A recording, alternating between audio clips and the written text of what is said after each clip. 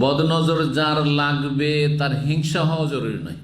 অধিকাংশ ক্ষেত্রে হিংসুকের বদনজর লাগার সম্ভাবনা বেশি থাকে, কিন্তু অনেক সময় হিংসুক না, হিতাকাঙ্ক্ষী মানুষ, আপনজন, দরদি, ঘরেরই সব, বাপ মায়ের বদনজর ছেলে মেয়েকে লেগে যেতে পারে, ভাই বোনের বদনজর ভাই বোনদেরকে লেগে যেতে পারে, নিজের বদনজর নিজের গাড়িকে লেগে যেতে পারে, নিজের বদনজর নিজের বাড়িকে লেগে যেতে পারে, নিজের বদন নিজের গাছপালাতে ফসল লেগে যেতে পারে, ফলমূলের গাছে লেগে যেতে পারে। কখনো ইচ্ছাকৃত আক্রোশের সাথে দেখা যায় সেটা শত্রু করে, বন্ধু করে না।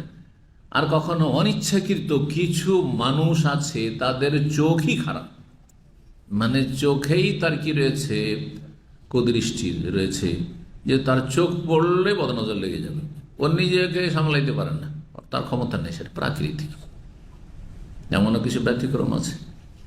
এই জন্য নিজের ছেলে মেয়েও দেখতে যদি সুন্দর লাগে, নিজের নিয়ামতও নিজের স্ত্রীকেও দেখতে সুন্দর লাগে, নিজের স্বামীকেও দেখতে খুব সুঠাম লাগছে, স্মার্ট, খবরদার যখনই খুব বেশি সুন্দর লাগে, মাশাআল্লাহ, বারাকাল্লাহ ফিক, হ্যাঁ আল্লাহ সুস্থ রাখুন, আল্লাহ ভালো রাখুন, দোয়া দেন।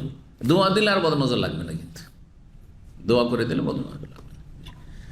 বা মাশাআল্লাহ, তো বারাকাল্লাহ, আল্লাহ এরকম সৃষ্টি করতে পারেন। জি।